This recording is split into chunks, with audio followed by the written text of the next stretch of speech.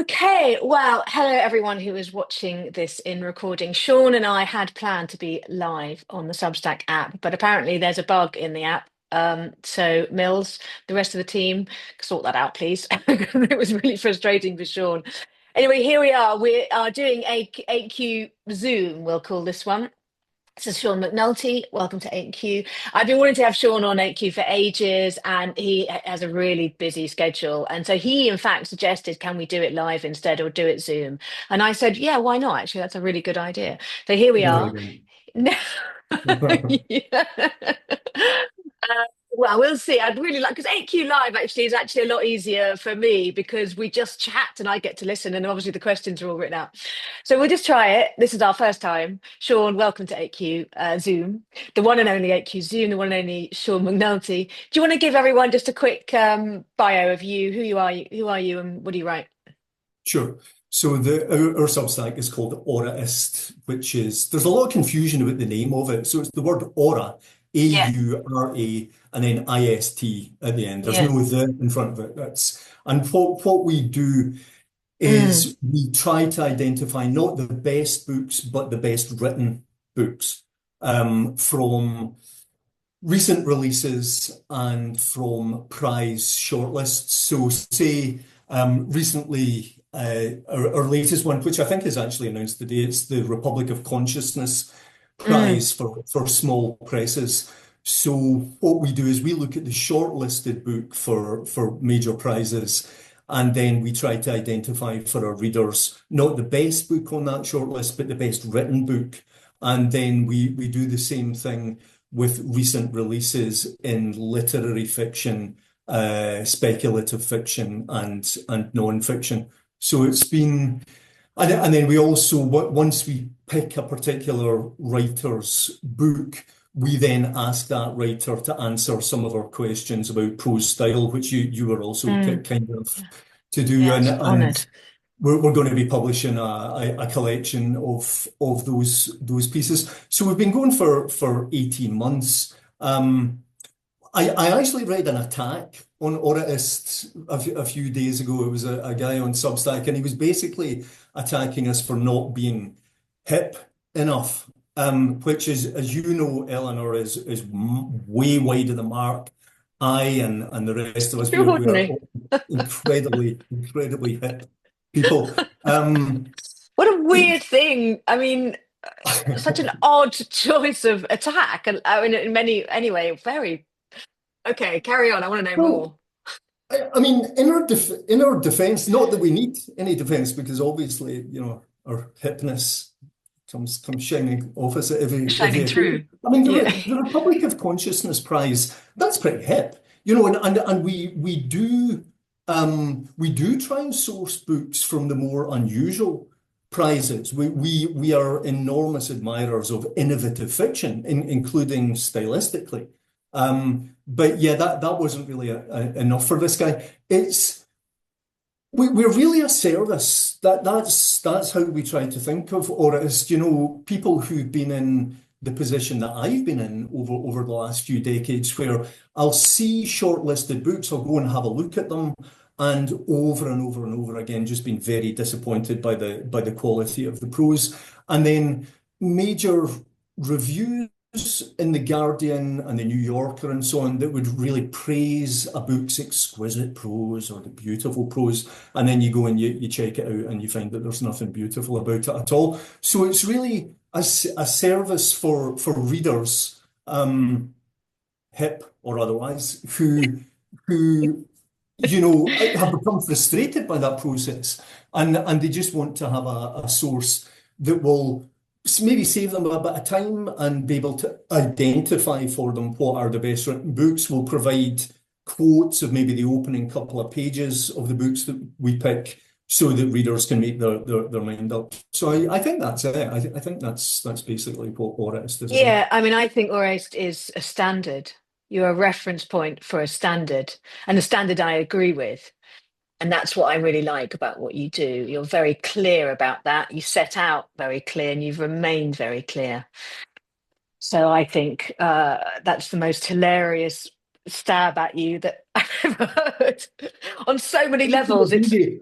I used to be a terrible DJ, as you know, but I was a DJ once. I don't know how many points have But hit also, this. you're allowed to not be hip. There's so many. You can unpack it in so many ways, couldn't you? That it's just absurd. Anyway, whoever that person is, That's not do what get you're in meant to touch. say. You're meant to defend my hipness here. You're totally hip. You're the most hip person I know. Thank You are you. actually Thank incredibly you. hip because Sean and I were both, although I'm sure we were at the same parties together, we never met. We were both up to our necks in the rave scene of the 1990s, Yeah. right? About that, yeah. Wonderful. Okay, well, let's crack on. This is 8Q. I'm going to ask the first question, short which Sean already knows. Why Substack? Okay, so I originally had the idea for Auraist back in late 2019 and early 2020, and the plan was to launch it in March of 2020. Um, there were certain events that took place back in 2020 that you may remember that made it not an ideal time for launching new businesses and new projects.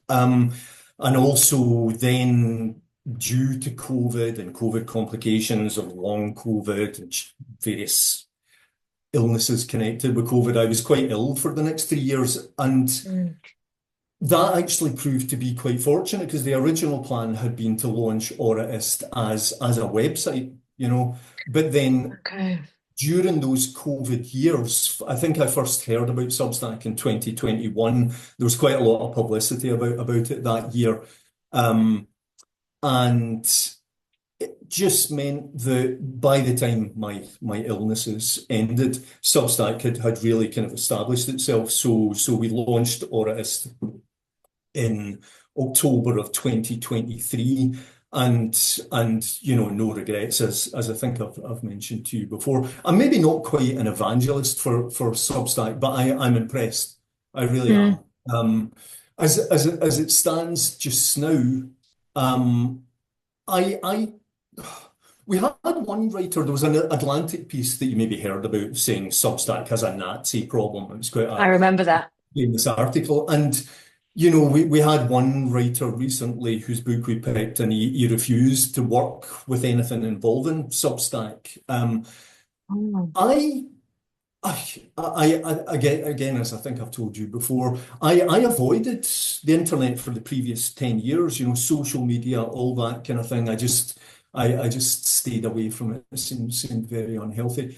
Um, and places like Twitter have obviously collapsed. Facebook is on its way there. I haven't really found a lot of problems with hard right headbangers on Substack. I don't use notes a lot, but I haven't really. I mean, they don't really seem to cling the way that the way that they are unavoidable on lots of other platforms, and obviously Twitter, where they're really, really getting boosted. So I haven't had that experience on Substack. Maybe other people have. The analogy I think I used with you previously was that those times in the late 80s and the early 90s with dance music culture in the UK is probably the most exciting cultural event of my life. I mean, it really was. My aesthetic was kind of formed during those years. The idea of popular modernism. It would be a modernism, and you make it new, and it has to develop, and you can't just repeat what other people have done, but it also has to be accessible and so on. I mean, so much of my outlook on art and life was formed in those years. It was incredibly exciting. Mm, And maybe not to the same extent as that with Substack, but literary culture is generally speaking in trouble. I mean, yep, I think we I we think we can can agree. certainly as an art form, Mm, and the quality of the books that are being produced and the quality of the prose and so on, standards for me really seem to have collapsed the last 10 years in particular. Um, and Substack seems to me to be a potential solution. mm, Maybe not the whole solution necessarily, but I think it works at the moment. mm, It's incredibly still seems to be incredibly civil. Yeah. Compared to other platforms, there seems to be that consensus. that I think was there on the in the very early days of the internet, the late 80s and the very early 90s, that everybody was aware how badly wrong internet communication could go. And there was a consensus that no, we just don't do that here. And Mm. that seems to be holding on Substack. And people have been predicting that, what is it they call it, the initiatification will start A kicking good in soon for word. Substack. Yeah. Yeah. But it doesn't really seem Yeah. to have happened yet. So I'm very enthusiastic about Substack. I haven't. I remember the Nazi article coming out, and that was pretty early on when I just joined. And I remember thinking, oh, and having a bit of a wobble around it. And then standing back and watching their position, the Substack founders, and they very clearly, they seemed to me like they were the calmest people in the boat, to take a Right. Pema Chodron, imagery. They just said, this is a platform and you will do what you want on it. And yeah, there are some basic guardrails around it, but and I watched that happen. And then I read another article that was kind of like saying that was a direct attempt to take Substack down. And I Yeah. thought, okay, that's really interesting. So I'm going to Yeah. watch that. So again, I just stayed calm and watched. And it slowly disappeared. Now, I have had a one friend who's relatively new to Substack who sort of said they keep being followed by, so they are sort of, they're seeing and they can smell a bit of the Nazi problem. I think it does. They are there still around. But personally, I've had absolutely no interaction. I tend to stay off Notes as well, because Notes to me is basically social media, and I don't Yeah. get on very well with social media. So I Yeah. don't. I use it as a function. I'll post things there if I'm advertising something, and occasionally I'll look at the first two and see what my friends are reading, and but yeah, I haven't found that at all, actually, either. I think it really has. And I think you and I have both seen it grown really exponentially in the last year. It's just Yeah. boomed, but it's kept that sense. In fact, I keep saying to people who are new to Substack, they're like, how do I cope with the amount to read? I said, imagine you're at a festival. You've lost all your friends, you've lost your shoes, you've lost your money, you've never had a phone, you've lost everything, and you've just had to let go. You've got to let go and just let the spirit take you. Take you if you end up in it, whatever tent you end up in, that's the perfect tent. Just Yeah. view it like that. Just relax, because you and I have spent a lifetime at festivals and parties losing everything while incredibly high. Do you know what I mean? And there Uh, comes a moment when you just have to let go and just go, I will find my people. And if I approach substance like that, it doesn't matter how big it gets, that's the way to keep enjoying it, which fundamentally it's about enjoyment, building community. And then there's a professional aspect for me as well, so. yeah. Yeah. And your growth has been like Substack. You've had an incredibly fast growth. I don't know how much you concentrate on that, but on the second question is, how long did it take you to find your groove, which is sort of connected to growth? Okay. So there's a few different moments of hitting the groove. We actually practiced for about 6 months before going live. Did you? Practice putting up posts, trying to get the graphics right, trying to get the look of the thing right, and then when we were kind of happy with that, I've got a few people who help me with it. A guy who does the graphics, and then I've got people who help with the promotional side of it. They really have done an amazing job, because the growth with Auraist has been way beyond what Yeah. I expected at the beginning. I think the idea at the beginning was to try and get maybe like 1,000 subscribers in the first year, and then maybe just keep trying to get 1,000 a year, so something like that. But I think between followers and subscribers, it's about 40,000 now. So it's something like that. So yeah, Crazy numbers. those people with the promotion have done an amazing job with it. Um, to find our groove, we got very lucky in the very early Mm. stages. I think we had about 200 subscribers, and at that point, Paul Lynch had been nominated. He'd made the shortlist or I think he'd made the long list for the Booker Prize, and we chose Prophet Song as the best written recent release in literary fiction of September of that year, and contacted Paul about the possibility of answering these questions that we had on prose style. And he said yes. and he, took incredible care over the answers that he wrote for us, sent them back to us 2 days before he won the Booker. Okay, so that was Whoa. just a ridiculous stroke of luck and incredibly generous of him at that Yeah. time. He was being interviewed by extremely high-profile publications, and he was prepared to actually write out all these answers for this tiny little at that point Good Substack. person. So we were then able to, he's a lovely guy, Paul, he really is. Mm. We were then able to post that Paul Lynch piece the day after he won the Booker, and that created quite a bit of attention, that went a little bit viral. And then from that point onwards, do you know one of the things that had the biggest impact on Substack was I just changed the name of our profile, right? My profile was Sean Mcnulty, Yeah. who's Sean Mcnulty, and Yeah. and we just changed that name to picking the best written books, right? Yeah. Yeah. And within a day of doing that, that was one of the most effective promotional things that we've ever done. It was amazing. Um, other, I mean, our emails that we're sending out started to become ridiculously crowded because, more and more writers started submitting these answers on prose style. We had these pics of the books, and we were providing extracts from those books, and it became crazy. The length of the emails became crazy, so we've had to change that. Mm. The format of the email now. I won't bore people with the exact details of that, but we've had to really kind of simplify the emails because it was getting too much. I think those were the main stages of hitting a groove or Yeah, change. because I've recently been doing. I ran an Arvin course recently for independent artists looking at Substack and thinking about it. And one of the things I talked about, the Substacks that work, they have their name. It's a very clear signpost, like it's unequivocal. Yeah, Picking the best written books. And unless your Substack was then about flower arranging to completely throw us off, we know what we're going to get. And that is just like keeping it really, really simple.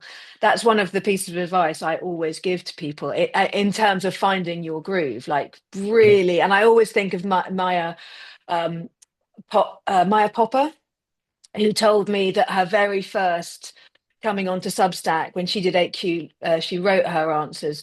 She said that she really wanted to write about Emily Dickinson's gingerbread recipes, like really so right. specific. And I love that because that's like okay, and you never think, but having a very clear cut and very niche groove, what that allows for is for people who love that, and thousands of people, Yeah, 40,000 people love your groove, they can find you and it's really not complicated at all. So yeah, I think changing your name, I see how that works. In fact, I changed the Literary Obsessive, had a huge impact actually on the amount of people finding me when I changed it. right. Yeah. Right. So on that, how has it changed you, Substack? How's Substack changed you? Okay, this may get a little bit pretentious. As long as it's hip, sure, I don't get. I've got two other jobs, and both of those, I mean, that's what Auraist has become, is because it has grown quite fast. It's become a full-time job, which I didn't Yeah. anticipate at the beginning. It's probably about 40 hours a week because there's the reading of the books takes a lot of time. You're looking at 100 books a month, it's a lot. Wow. Um, and then I've got two other jobs which are also and computers and so on. So the workload, apologies for seeming to kind of whine about this, but the workload has become quite high. And because I'd stayed away from the internet for that decade, I hadn't really been caught up in the whole social media thing of likes and how many followers and the numbers, as Radiohead put it. Mhm. And maybe this time last year, when Oris did start to grow quite fast, I did start getting caught up in those kind of questions about numbers and how Mm. many subscribers and what's the rate of growth and all of this kind of thing. And that combined with, 14 hours a day sat in front of a computer doing your various jobs, it became quite unpleasant. Yeah. That business of, you know, I mean, there were people who kind of tried to teach me this kind of stuff, 20 Mm. years ago about the investment in process rather than results. And again, apologies if any of this sounds really kind of cliched, but it has been important for me that Mm. um, forget about the numbers, right? Yeah, yeah, yeah, Do the things, do your kind of plans, the things that you've got plans to improve Auraist and to reach an audience and so on. But actual numbers and so on is madness. yeah. It's It's and it's madness. That way, childish. madness lies. I Yeah, couldn't agree more. and then Yeah, also because it was a kind of weird period this time last year. But although Auraist was going well, I wasn't particularly enjoying it. yeah, Because the hours were very kind of long and because of the craziness about growth and so on, I really wasn't enjoying it. So I had to, I mean, I didn't have any choice about the 14 hours a day. So I had to find some way of incorporating. I'm not wild about the word spirituality. It makes that whole area of life sound much fluffier than it actually is. and also separate. Yeah, yeah.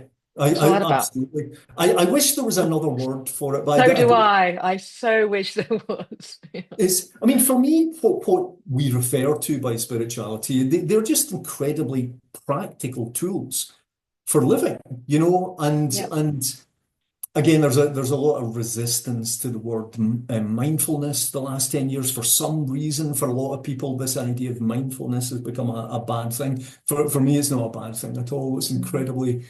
incredibly healthy, and mindfulness, trying to appreciate where you are in the moment and all the rest of it is the precise opposite with that obsession with numbers in the Yeah. future. And Yeah. where's it going, and where is all this going to be in a year's time and 2 years time and all that kind of thing. So I had to find a way of incorporating various kind of mindfulness tools into the Mm. work, and that's been great. Okay. Um, so I don't know if things like that frustration today with the Substack app, and there's a lot of Yeah. that kind of stuff involved, little Yeah. techie kind of things, and Yeah. seemingly kind of trivial tasks that I think a lot of people nowadays spend most of their life doing in their work life. And there is a lot of that involved in Substack and Auraist. But if you can keep your eyes peeled for mindfulness and to remain here, and be aware of where you are and so on, the process becomes much more enjoyable. So again, with apologies for any pretentiousness there, I would say that's how it's changed me. It became Mm. unpleasant. I had to Mm. find tools to deal with that unpleasantness, and then it became very, very pleasant.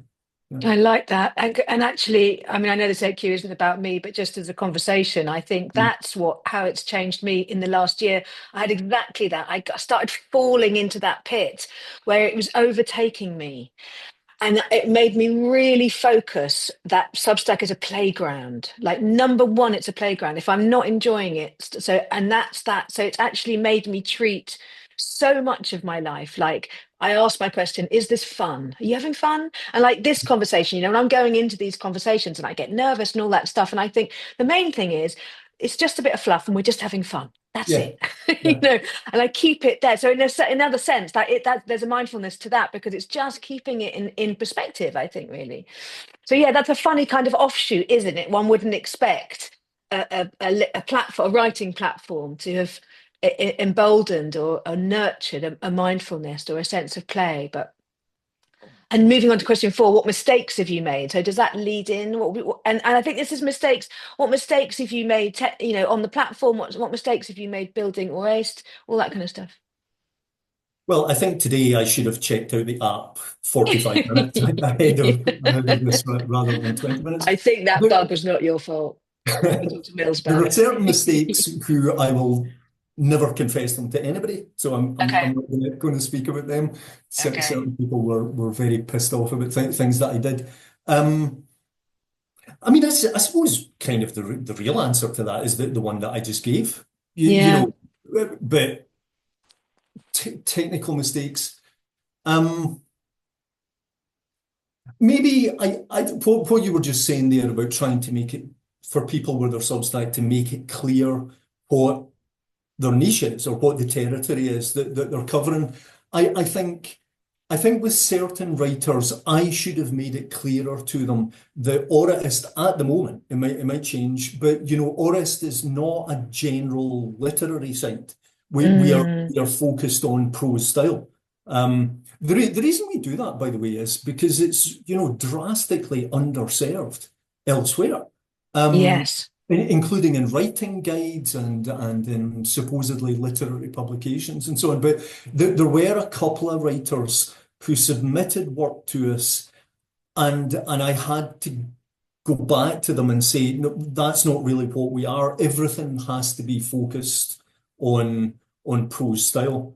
You know, writers with their books and so on. I mean, absolutely, if they want to discuss the themes and their biography and all that kind of thing, that's great. But please try and connect it to the book style. I mean, the style and the substance, they're connected with each other, but we don't want to, you know, publish work which is pages of biography of the writer or the kind of Yeah. questions that all the other literary publications are asking. Mm, So there was that, and it did actually cause problems at some points with some mm. writers who weren't happy about, you know, their answers getting rejected. Was that a Um, standard as well? Did you have writers writing or submitting work that they hadn't understood the standard that you were holding? yes. Yeah. Yes, that would have been particularly an issue to do with length of their Oh, answers. okay.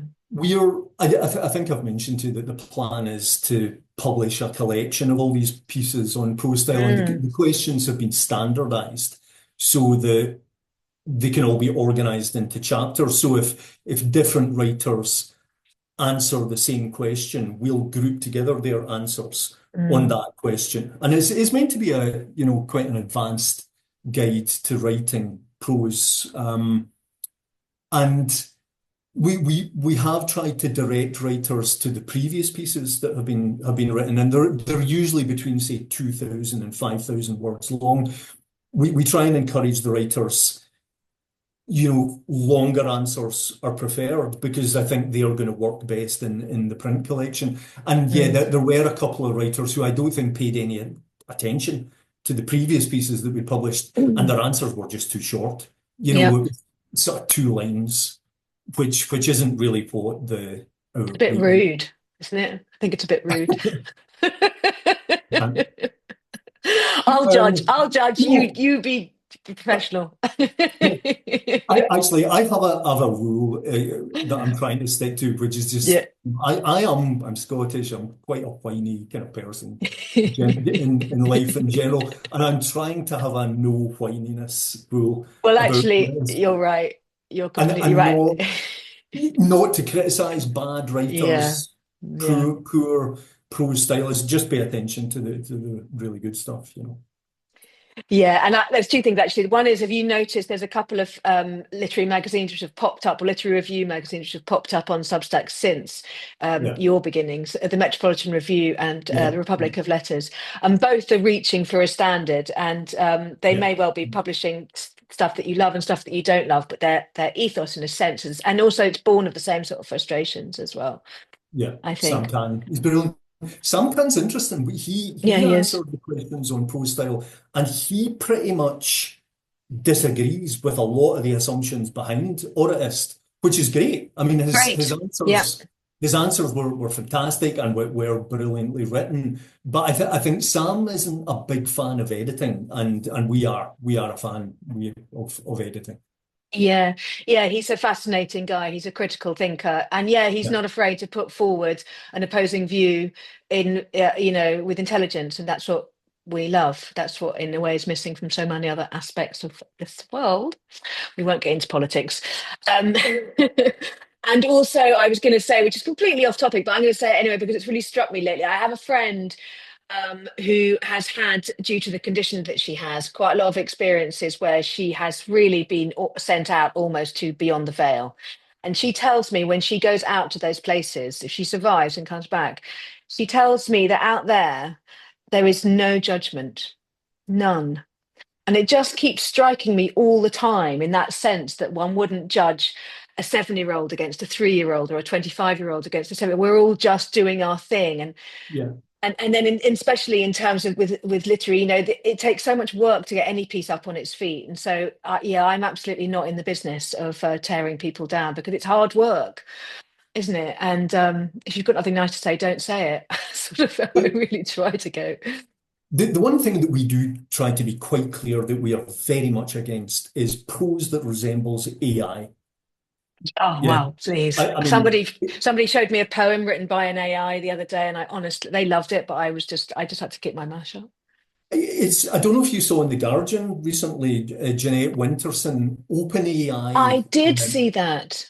It was okay. Right now, what, what I'm really, I mean, my kind of whining here is not really about AI. It's about the type of writers who, for the last 20 years, have got away with writing like AI, right? And academics. I was speaking to Simon Critchley about this recently, and it seems to me that academics for at least 100 years have made the choice to write like machines, to remove all kind of personality and humanity from their writing. I think it's quite interesting now because those other writers, non-academic writers, who really made minimal effort with their prose over the last 20 years, I think they're in big trouble because AI can now write prose that is equal to theirs or better. People are going to come to their writing, and it's a little bit like the AI visuals that you see a lot of on Substack. Sometimes you look at it and go, well, that's quite good. Maybe a human being did that rather than AI, but there's that doubt there now. Mm. So even artists, visual artists who they've tried to make their art quite polished and quite shiny. They're in big trouble as well because it resembles AI art. And I think that again is one of the things that Auraist is trying to do is point out and celebrate books like Alexis Wright's Praiseworthy that we're both very enthusiastic about. That there is no way at the There is moment that no could ever be written by way AI. Not a ever, chance. not a chance ever. Yeah, I couldn't agree more. Yeah, I think they are in big trouble, and that's the fight they will be in. But I know that what you're driving at and what I'm driving at is that effort, that incredible effort it takes to go deep into humanity and retrieve something from there. And yeah, that's I don't believe that can ever be replicated by I Yeah, don't believe it. And nor could I. I couldn't write your book, and you couldn't write mine. I mean, there's just not when it comes to the singular effort of creation. Nobody can write the thing I can write. Not a machine, not another person. And then the same goes for every other artist out there. So I think one of the most interesting answers on these kind of questions we received was Escor David Johnson, a fantastic American writer. And we were speaking about this, and he pointed out that in the world of chess, for a long time now, by far the best chess players in the world are computers. Yeah. But nobody's interested. These yeah, supercomputers can all go and play each other and be, magnitudes of superiority beyond human beings, but nobody cares. it's And boring. and I think it would be, I mean, that I did become a little bit concerned when I read that story that Jeanette Winterson was I was discussing. concerned. I was concerned actually as well. Yeah. I mean, it wasn't bad, right? The prose wasn't wonderful, but as a story, it wasn't bad. And we do ask our readers to submit pieces to Auraist, short stories or their books and so on. And we've made this big kind of fuss about we're not looking for prose that resembles AI. And I was thinking, we're going to have to be very careful if people did start submitting AI written short stories. I actually have a friend here in Spain who has developed an AI that can pump out 15,000 word novels like that, which I have no real kind of interest in. But he's also developed another AI for really advanced stylistic corrections, like an extremely advanced version of Grammarly. Um, I, for me, in the writing process, the most tedious aspect of it by an enormous distance is things like accidental alliterations, Mm. right? And looking out that you don't have too many prefixes close to each other and suffixes close. It is so time consuming looking out for that kind of thing. But I think as Martin Amis used to say, it's necessary. You know, at the highest level of prose, that kind of checking and correction, it really is Mm. necessary. Hmm. He says it makes your prose more aerodynamic, and I absolutely agree with him about that. But it is insanely time consuming. Yeah. And I think, you know, an AI tool, not necessarily that the AI tool would make the necessary corrections, right? I think, you know, you still want the human being to be making the actual choices. But to identify those kind of minute mistakes, that might actually be quite a useful application of Super AI. useful. Yeah, Yeah. that's super useful. I think there are so many useful applications for it. But, writing a great book that I will be fascinated by, that I will be interested by, that will catch me in that way that's not just academic, but will atomically catch me. And also for me, actually, even if the world closed down tomorrow, I'd still write. There's coming from that direction as well. It's like it's fulfilling as I hope it fulfills. Um, Even, I mean, even if it was, quote, objectively good, coming back to David Escott Johnson's point, I just don't Mm. think I would be interested. I mean, Yeah.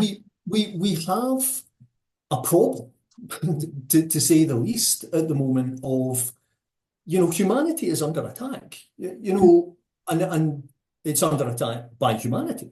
You know, Mm. and our brain chemistry has been altered by the likes of social media, but the food that we're taking and so on. And you know, one of a bee in my bonnet is the influence of porn within the zeitgeist the last kind of 20 or 30 years. It's just, it's very under discussed, I feel. And I think it Mm. kind of seeps into everything. And the mechanization of sexuality and human Mm. relationships and who we're actually becoming as a species, you know, Mm. we have a major problem here. And Mm. I think we need to be we were naive as a culture, the way that we just fell for digital culture the last kind of 20, 25, 30 years. And I think we need to set up defenses. And I think I need to set up certain defenses. And one of those defenses is going to be AI art. I don't care. Go away. You know, yeah, yeah, that's it. I don't want that kind of mechanization on top of everything else that we have to face at the moment, you know. And do you think us as a species, will grow up through it? What do you see? Um, I mean, I think to do with some of these kind of issues, I'm a bit more pessimistic than I was the last time me and you were speaking. I'm optimistic about things like literary culture and Substack. I do. Have you come across the book The Hacking of the American Mind by Robert Mm. Lustig? No. It's you know, it's not particularly well written at all. Okay. It's about brain chemistry. It's about, and Oh, not okay. just how human brain chemistry has changed with internet culture over Yeah. the last 50 or 60 years. He does discuss internet culture, but he also Mm. discusses food and sugar. And one of his big emphases is pleasure and happiness are not the same thing. It is the function of So marketing true. and the conglomerates to blur those two things and to pretend that they're the same thing, but they absolutely are not. Not. The danger with this subject, Eleanor, is I can speak about this one in quite a bit of length. The shorthand version of what I'm saying to you is read that book and you may start to share some of my I need to my write it down. pessimism. I think What's it called again? what the Tell me the hacking name. of the American mind. Um, it presents the nature of the problems that we face as being way more serious than I'd realized. Um, Okay. yeah, yeah, Mm. the problems are far more internal than Mm. I realized. So yeah, that book has shaken things up. You know, environmental collapse and AI and the fascists and the Nazis and so on. Um, that book posits an explanation as to certainly the Nazis and the rise of the right and so on, that it may be something internal that's happened to us that might be the cause of that, and that it started long before social media. A kind Mm. of a destruction, a deliberate destruction of the human ability to experience happiness, and the culture's entire focus shifting on to pleasure. Serotonin is happiness, dopamine is pleasure, and we become a culture that's entirely focused on dopamine. Dopamine. So, Mm. it's made me doubt whether, as a species, we actually have the internal tools anymore to cope with what we have to cope with. Mm. And I know we're very right off 8Q, but never mind. I want to know knowing that, what are your antidotes? What do you do on a daily basis what are your antidotes? It's interesting that we connect very much with what we were saying earlier on about process rather than results. Mm. Okay, the pleasure focused dopamine culture that has come to dominate. Lustig calls it a reward culture. Mm. Okay, you seek something, you get a temporary reward, you get a moment of temporary pleasure, and then the hunting continues. I mean, I think everybody knows this, yeah. Yep. Um, so say, I mean, mindfulness is a way of resisting that. Mm. Mindfulness is not about a reward in the future that I am lacking just now, supposedly, and that I'm going to go hunting for. Um, the immersion in the present is one of the most effective tools. In fact, I think Lustig identifies that as one of the most effective tools. He sets out about 5 ways of combating this. His other suggested tools would be connection, real Mm. connection, not internet connection, face to face, contribution to give rather than all. I mean, again, a lot of this stuff will be anybody who's watching this video. They'll know this. They'll know this themselves. Just that book. What it did differently was it explained all of this in terms of our actual brain chemistry, um, Mm. and in children in particular as well. Really? That obsession with reward, what am I getting, the dopamine, the incredible thing to do to children for the last 50 years. And then I was reading a Ted Goya piece recently on Mm. Substack, and he was speaking. I work with secondary school children, um, Oh. and he was speaking about teachers that he knows saying that children, when they come into school and they're not allowed to use their smartphones, it really is like trying to take a junkie off a heroin. That they are experiencing withdrawal for those hours, and that they just can't concentrate because they're not getting their drug off their phones. You Yeah. know, um, Wow. I suppose this kind of gloom might be quite hip. Does this get me? It's No. super hip. It's super. Good night. There's no point. All right, mate. I don't know if you're watching this, but I hope I'm rising in your hypnosis estimation. Give up. What's the point?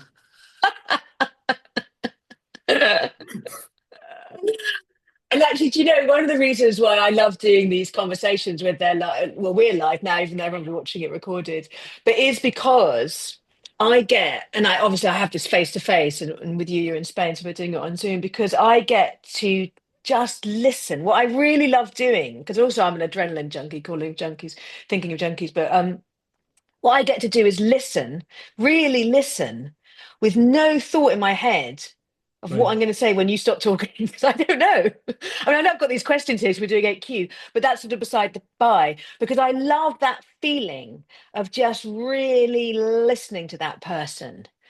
And it's like I sort of take off and I'm just like, and my feet are now off the ground and I don't know where, and people are listening. I don't know where I'm going to land. And I love that feeling. And that to me, like when I began this year, I decided what this year was going to be the year of investment in community. I don't know why, but that was like the phrase in my head, investment in community. And you've just listed the 3 things really. Like, I mean, that's what it is, isn't it? It's real connection, investment in your community, building your real networks, having real conversations, listening, Yeah. being really focused this now in this moment as I'm speaking and you're listening. And all of those things are, I experience them as the antidote as well as cold baths, which I have every single day, because they are my practice in I tried understanding the that. difference between pleasure and happiness. I tried the cold baths and cold showers for a while, and I felt wonderful, but I started getting quite fatigued from it. So I had to Yeah, I mean, they stop. don't They were suit great. everyone. Yeah, Yeah. I know one other person who they really physiologically they just do not do it for her.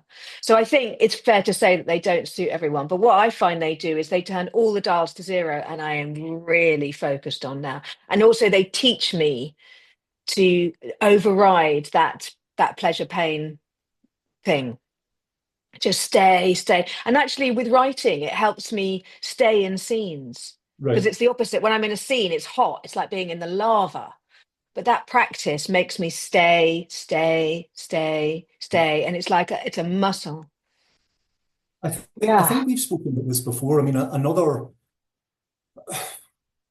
I did maybe about 10 years ago, I did start to notice that there was an impact on my attention span, having Yeah. spent years on the internet. And I think we've spoken before that one of my attempted solutions for that is reading literature out loud. Mm. It's I really am a huge fan of that. Wow. It's almost a form of meditation because, compared to when you're reading silently, sometimes my mind can drift, especially if the stuff that I'm reading isn't particularly impressive, the mind can drift.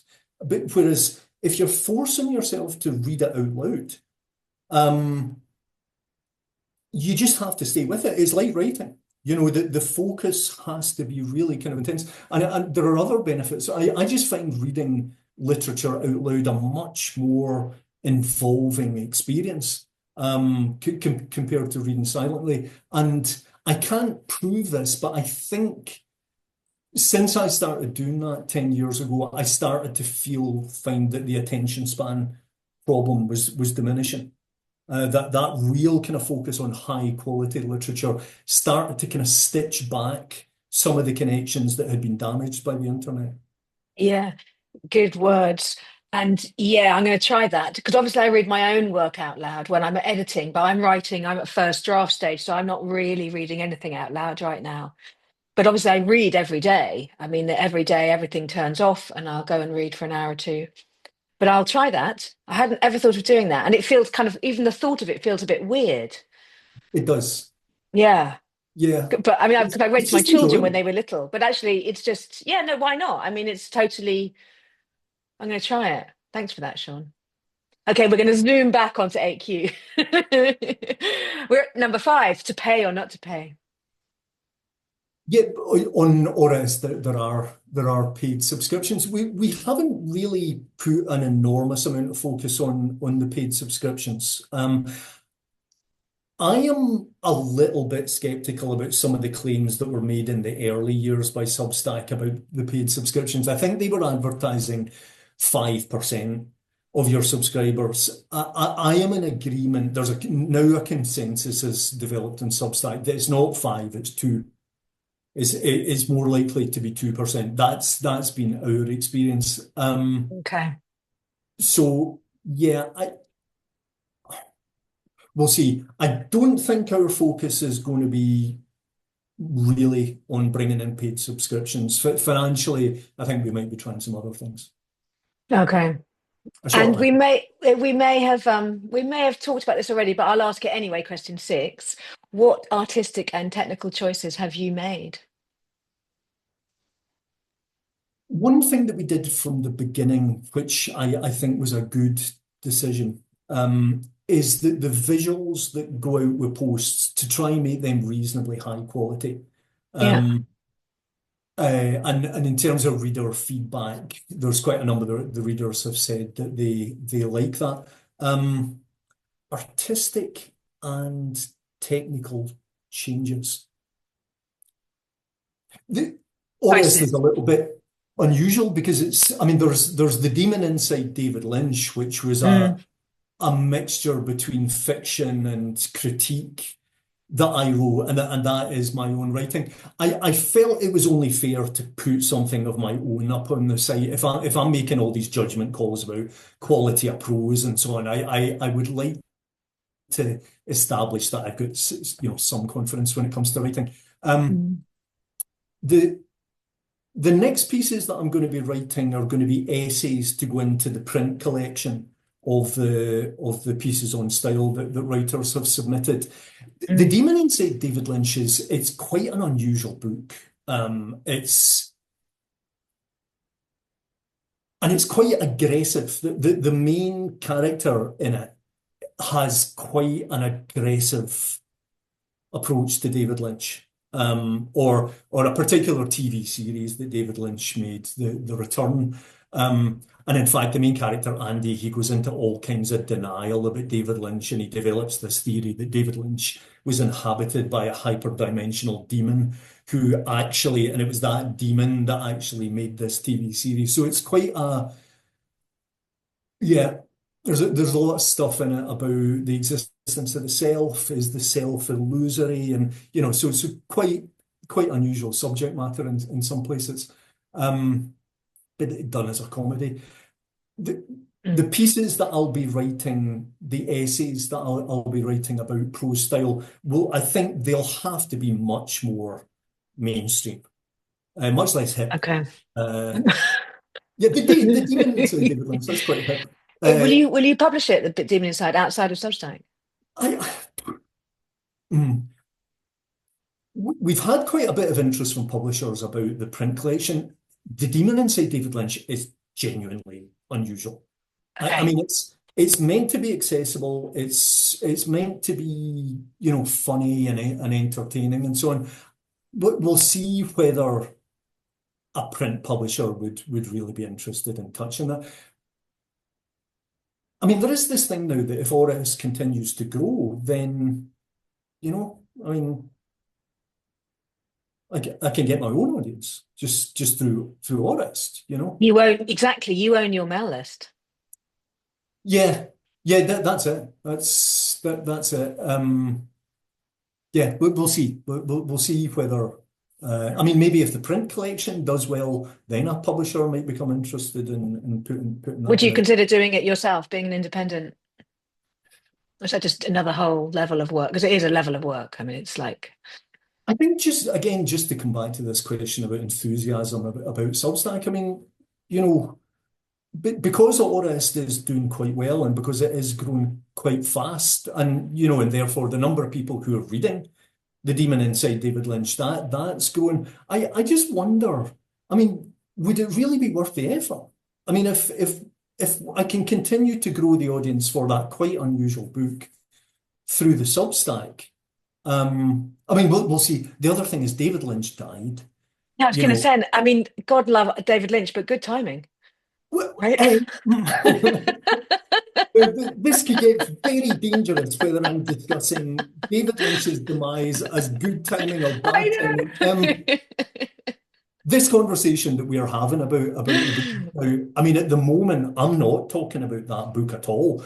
because, it does take quite a negative approach to David Lynch to say the least. And I do want to have some kind of decent manners and, not publicize the book in the immediate aftermath of the guy's death. Yeah, yeah, okay. Okay. Well, let me just segues beautifully onto question seven, which we met. Or it's interesting doing this 8Q like this because we kind of move around. Because the seventh Mm. question is, what's been the effect on your writing, which is very much that bit. So, is there anything you want to say about that? Not really. I mean, just that.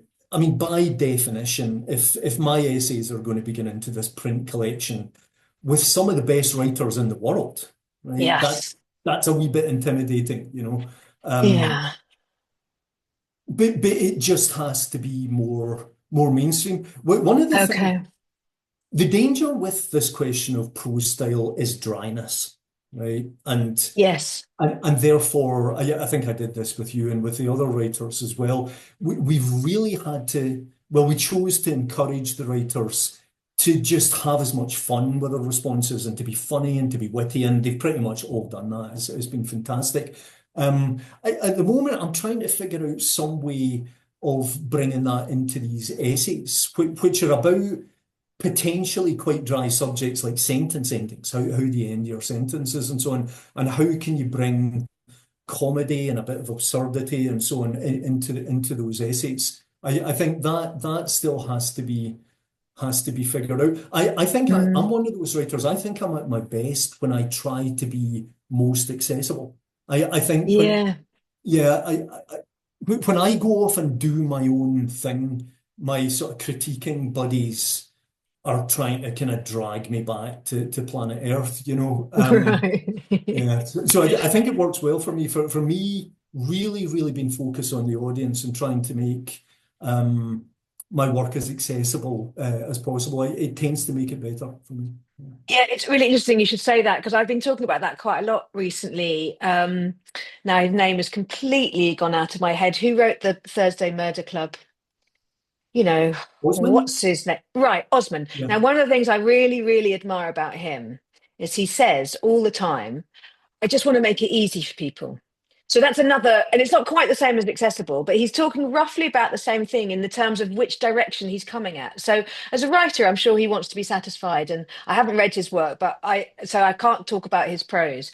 But there's also that aspect, and Anne Tyler does this as well, completely different writer, but still, where she is thinking about her audience and she understands that she wants to give them a good time, which is another way of saying accessible, or Osmond says easy. Do you know what I mean? So, and I've been thinking about this a lot because I had a conversation with this really fascinating guy at the salon in New York, and we were having this conversation, and he said, got "Well, that. Yeah, I want to work hard. I want it to be hard," which I also understand because he's saying, I want prose that stretches me and makes me think and all that, which again, so I haven't really come to any answer or conclusion with it around my own, but I've been holding all these ideas and moving them about. And definitely for the book I'm writing now, it's really occurred to me for the first time that that I want to give my readers a good time.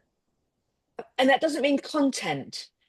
And it doesn't mean making it easy. That's not quite my word. I don't quite comfortable with that. But it does mean like they're giving me however many hours of their time, yeah, yeah. and I want to give them a good time in that somehow. So I haven't quite figured it out yet, but it's very front of house in the work I'm doing now. Um, and now I've completely lost my train of thought because I was going to say something else, which was equally fascinating. Completely forgotten what it was. Doesn't that I always think happen? this comes back to that expression, Mark Fisher's expression, popular modernism. I do Mm. think there should still be a requirement in art to make it new. I mean, I really, Yeah, again, yeah. without wanting to whine too much, the sort of karaoke culture where people are just regurgitating what was done a century ago or 20 years ago in music and literature and so on. I really have no tolerance for it at all No, anymore. But it's popular modernism. So yes, make it new, but if possible, if you can. I mean, it's incredibly difficult, this. And it's it's why, incredibly difficult. This is why for instance, Anne Tyler, I salute every day of my life because she just nails it. Like, and Alexis Wright with Praiseworthy. I mean, ugh, that is a very strange book. I think you'll agree now. It is so strange, and the obsession, dozens and dozens of pages about the obsession about finding this silver donkey. But she's so funny. She's so funny that you can just move through that book very easily. Mike McCormack, whose Solar Bones, I think won in one of the big prizes a few years ago. The entire book is one sentence. But oddly enough, for some reason in that particular book, the fact that it's all written as one sentence makes it slip down much more easily. And again, really those wonderful house music tracks and dance music culture in the late 80s and early 90s, they were new. I mean, when they appeared, I mean, it's often said at that time it felt as if music was changing every 2 weeks, and it was true. You were constantly hearing things and just going, that doesn't resemble anything that I've ever heard before. But it was a groove, and it got hundreds of people up on the dance floor. I get another perfect instance of popular modernism. Yeah, that guy who felt that I wasn't hip. I think his tastes are the kind of migraine inducers, yeah. And therefore, the fact that you're willing to plow through these incredibly difficult texts, which in some kind of theoretical way are well written and have some depth and so on. But you don't like Ulysses, do you? I think you. No, see, No, exactly. And nor did I like, I mean, God forgive me, but nor did I like Ducks Newburyport or whatever. Is that the right? I agree. Yeah, And but you know, you could hold them up against praiseworthy, or this one you just described that's in one. I mean, when you say one sentence, I'm like, yeah. really? And and I spoke to Sam Jordanson, who obviously loved Ducks Newburyport because he published it and absolutely fell in love. Didn't like praiseworthy at all. Didn't get on, and that's fine because there we have tastes and opinions, and there's something about that. But I there was something to me. Yeah, it was praiseworthy. I mean, I fell in love with that book. It wasn't just I'm still in love with it. I'll be in love with it for the rest of my Yeah, life. definitely. And I mean, but there's a conversational, like she was right in the room. There was no artifice, and it was funny and tragic. And I guess maybe I'd just get on really well with her when I was like, maybe I wouldn't have got on well with James Joyce. Maybe it just comes down to a personality thing. But I think, and I think at my best when I'm conversational. I think that's what I think that's what I was going to say actually. In that, those are the bits. That's what I mean about accessible. That's just me being the most present in the work. Maybe that's what I mean. That's what makes the work accessible. So for me, I mean, I think she took a decade to write that book. She felt just totally present in it, in the sense that she was just like, I am just completely going to believe in this piece of work. Is that I'm going to go. Alexis Wright? I think it took her a Right, decade to right. write it. And that's what I felt, that she just, because you couldn't have, I'm sure she did have doubt, but it felt like she was like, right, I'm going to go up to my neck in it. And that's how I'm going to make it. But because it ballooned, it's from the inside out, it ballooned in every direction. And it's just like, oh my God. And it evoked That's love when I read it, like in love it's with it. really exhilarating when and it doesn't happen that often No, anymore. And no. I think the fact that it doesn't happen that often, I don't think it's just because I'm getting older. I mean, I am getting older, and by this age, you have read a lot of masterpieces, so it becomes much more difficult to be extremely impressed by anything that you're reading. And stuff doesn't really seem as original anymore because you have a little bit more knowledge of the history of the art form and so on. But it just means that when something like Praiseworthy appears, those are, I have good relationships with a lot of publicists and so on. Now, of course, publicists, it's their job. They get handed a book and then it's their job to hype that book up. I sometimes think it must be quite depressing. You know, some of the stuff that you're getting handed, and if it's a personal conversation with somebody about how wonderful this book is, and you have to put the big shiny smile on your face and so on. There's a lot of dishonesty in the traditional publishing world. Understandably, they can't say the art form is collapsing. They can't say that, but everybody knows it is. And in private, and when you're meeting writers and parties, everybody is acknowledging that collapse. Certainly in Anglo-American fiction. Okay, I don't think that's necessarily the case in other countries, but it's not where the action is anymore. Literary fiction, Mhm. but it's the industry's job to pretend that everything's wonderful. It's never been better, and and everybody knows that isn't the case. So when something like Praiseworthy arrives, I am comfortable calling that a work of genius. Yeah. I think it is. It's so beyond pretty much everything else that's getting published the last kind of 5 or 10 years. And that kind of level of comedy, where it's coming at you from about 15 different Right. directions, Yeah. incredibly repetitive, but I don't know how she does that. I I don't know don't know how how, she I do the honestly, I don't know repetitive how thing, she and it's does it. never boring. No, I know. And even while I was reading it, and deeply in it, the writer me was trying to figure out how she was doing it. Yeah. And I'll just, I'm sure I'll read it again actually at some point. Not, it'll be a while. Because actually, do you know what? I want to go back and read Middlemarch for some reason right now. I've got this absolute yearning to go back and read Middlemarch, so I'm going to do that. But yeah, I agree, and I think, well, everywhere I go, yeah, it's collapsing. And I keep saying now, that I think all of us, all writers, it would help if we actually acknowledged out loud we are all independent artists. None of this mainstream self or whatever. Let's just acknowledge, as they do in many other mediums, we are independent artists and pursue ourselves like that, so that the industry behind us can do whatever they need to do, but we're actually having to fulfill all those roles anyway. And it reminds me of kind of bad parenting when the industry is sort of saying everything's fine and the children are like, no, it's not. You know what I mean? And that is what's happening. So I just, for me, again, the antidote is that here we are the artists. The industry cannot exist without us, the artists.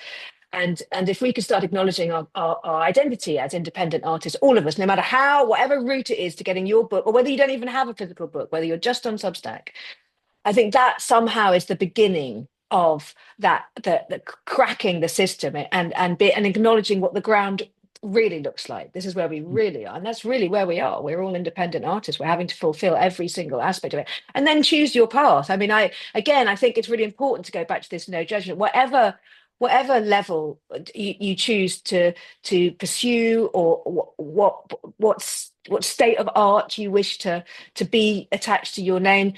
That's great, because you're getting up and doing it.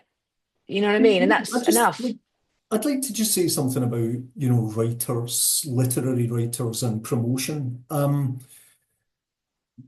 Writing high quality fiction is unbelievably difficult, right? I mean, it just is. I mean, I've written, I think, four books, and only one of them, only the Demon Inside David Lynch, I think is really, worth presenting to the public. And it's about relentless problem solving. Yeah, Yeah, and a you're going to make me scale cry. and a speed of so many decisions have to be made so fast every single minute, hour after hour, day after day. Um, those books that I wrote that I didn't feel were quite good enough to try and find an audience for them. One of the great benefits that I've had as a result of writing those books is that other projects, non-literary projects, no matter how big they are, what the scale is, the level of difficulty, they are always easier than trying to write a really good novel. I mean, seriously, one of my other I believe businesses is an actual business, and there's various aspects to it, and Auraist as well. There's all the different aspects to it, but compared to trying to write, anybody can write a bad novel. But trying to write a really good novel is so incredibly hard. And I sometimes want, when I come across writers who say, the promotion, and I'm not really that type of person, and so on. I feel like, shaking them and saying, you have, beyond almost any other aspect of the population, because of all the years of training you've given yourself trying to write high quality fiction, you're better qualified than anybody to solve the promotions problem. And it is a problem, because just take the same approach. Just take the same approach as you take to the writing, which is one of the great things in writing is you have to find a solution. Yeah. yeah, you do. Yeah. I mean, you can't just back away from the problem and pretend it doesn't exist. It'll always crop up again. And if writers can take that same approach to promotion and use the highly creative minds that they have and don't Mm. necessarily follow the snake oil salesmen and women who I have use your own head exactly as you would with a novel, trial and error, certain thing. Oh, wait a minute, this one actually works. And use that incredible brain that you already have as a creative artist. You should actually be better than the professionals at promotion, because you're better at problem solving. Such a good point. I was watching a great Apple documentary on, I think it's called First on the Call Sheet. and they do all the leading black actors and then male actors and then all the leading female black actors. I've just gone on to the female one. It's brilliant. I watched the whole of the male one. One of them, whose name I can't remember, he was saying exactly that point. He was talking about how he is a creative and he has applied his creative spirit to problem solving all the other aspects of making it in the film industry. It's Right. such a good point. I'm gonna mull on it. Um, but I think one of the things, if I apply that, it's turning up is one of the things. Like Yes. just turn up. And yeah, that problem solving. And also, I think it made me think while you were talking that the writing of a novel, like there's very few things I think that really matter, right? Sitting every morning when I meditate, it's turning up for myself, that matters. Turning up for my novel, that matters. Turning up for my children, that matters. And turning up for my relationships, those matter. Everything else is just like doesn't really matter. So Right. one can hold it much more lightly. Like that's the way I creatively approach publicity, for instance. That I it you know it doesn't if it goes right or wrong, it doesn't really matter. It doesn't Yeah. matter. So but that's my creative approach to it. And I think you're absolutely dead right. Because we are the engine and the juice and the everything. And we do this incredible thing of writing a novel and hopefully, well, certainly, hopefully, writing the best one we can at that particular point. Mhm. Mhm. That's definitely what I mean, I know I'm on a new novel, and holy shit, it's just every time I just think, how do I do this? Fuck, it's so hard. Oh, it makes me cry. Look, I'm sure we've gone over time. We're going to go to question 8. Are you in it for the long haul, Sean? Unless Elon Musk buys Substack. There was a point, I think, about 3 years ago where he was thinking about it. If that happens, as you pointed out earlier on, the great thing is you own the mailing list. If that headbanger takes over Substack, um, somebody else will set up the Substack model. There's all kinds of things in the Substack model that are special, like the recommendations feature. That's pretty amazing. Um, in terms of kind of mutual support and trying to give support to people who are new to Substack. You can stick them on the recommendations. They can start to get a bit of an audience. So yeah, as it's looking at the moment, and especially the niceness of it, the fact that it's not acceptable to just act like the pub arsehole the way Yeah, the way it is everybody almost everywhere else online. It's lovely. yeah, Really. yeah. It is. It's really nice. I think we're done. That's 8Q. You wanted Can to I ask me ask you a something? question? Yes, you can. Yes. Okay. So this this has become a kind of Auraist tradition, both in the posts that we send out and in Zoom calls that we do. And it's a question that we set our readers a challenge. Nobody has yet met the challenge. I've actually been asking this question for 14 years and nobody has yet met the challenge. Um, I'll say what the question is, first of all. Can you prove that you exist? Okay. And then there's a rephrasing of that question, which is necessary. Can you give a non-circular justification for the existence of the self as that term is normally understood? And if I could just explain why it has to be put that way. Almost if every any time people have tried to answer that question, their responses are almost always circular. They might say, when I hurt my arm, you don't feel any pain. It's circular because they're attempting to prove the existence of the self, but they've already assumed the existence of the self by the use of the word my. Yeah. And then Descartes with his cogito ergo sum, I think, therefore I am, it's also famously circular. He's attempting to prove the existence of the I, but actually he assumes the I when he says, I think, therefore I am. And it proves to be the case with almost any answer that people give to this question. Um, it's circular. And also just, if I could let you know Yeah. why this question has been put. It's not just a kind of dry, abstract philosophical issue. it seems to me inarguable that most, if not all, problems come back to the self, to the concept of the self, me and mine. Okay. I think most people, when I speak to them about this, they can understand that part. Um, you know, the vast majority of agitation and disturbance that people experience, it's usually me or mine. Yeah. My child bangs his head. People are far more upset about that than the other child down the road, or if I bang my head, and so on. So if we have this concept, the self, from which almost all disturbance and pain and suffering comes, let's try and find a justification for that concept. And it's been surprising, to say the least, over 14 years of asking hundreds of people this question. This concept, the self, around which your life revolves, can you prove it? Can you prove that that's a real thing? Obviously, part of the background to this would be in Eastern philosophies. They deny the existence of the self. They would say it's an illusion. So, yeah, as part of the tradition of presenting that question, I'd like to ask you that question. Can you prove you exist? No, I can't. That would absolutely be my first answer. I cannot prove I exist. And what's more, it's my understanding that pain and suffering is a result of attachment to the idea of Yeah. the self as a Yes. singular thing. Yes. Whereas I perceive the self as the collective consciousness. Yes.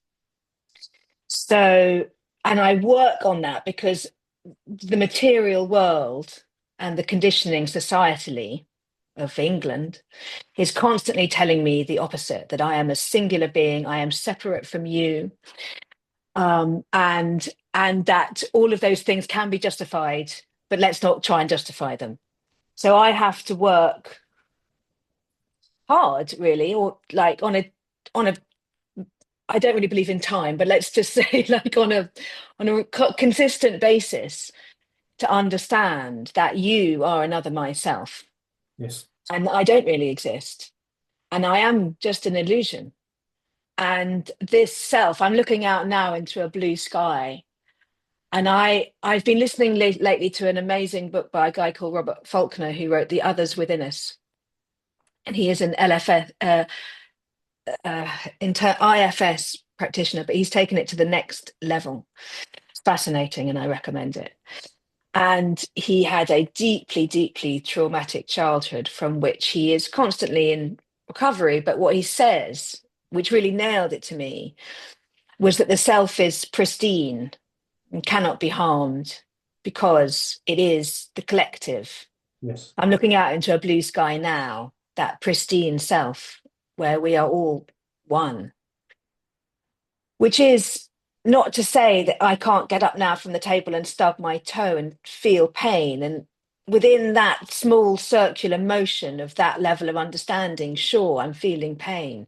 But I understand that it's all a matter of where perspective, like how far back am I standing, or how close am I standing? Yeah. So, for instance, and actually this circles back to something I mentioned earlier about my friend who's been out to the outer edges and comes back and reports there is no judgment. When I think about all the people in the Musk, let's take him as an example, and I want to judge and say what he's doing is bad. And in fact, I had this conversation with my Blake, who's they, them, my child, and who is about to do their philosophy A level. And we were talking about the existence of good and bad, or the construct of good and bad. And within that same conversation, I would say that I don't subscribe to good and bad either. Yeah. Not because we can't have a conversation about it on a certain level where we can decide what's good, what we think is what's good or bad, but I don't find it useful Yeah. in terms of finding my place within the collective evolution. And because I do believe that being there, out there is no judgment. We're all just at individually in my singularity at different stages. But I feel very much that Okay, the only time when I would apply the words that have an opposite, like growth and evolution and progression, is when I talk about the collective, because it is my understanding that there's a collective which is working towards a progress of self-realization. And I'm using the word self as a collective, not my individual.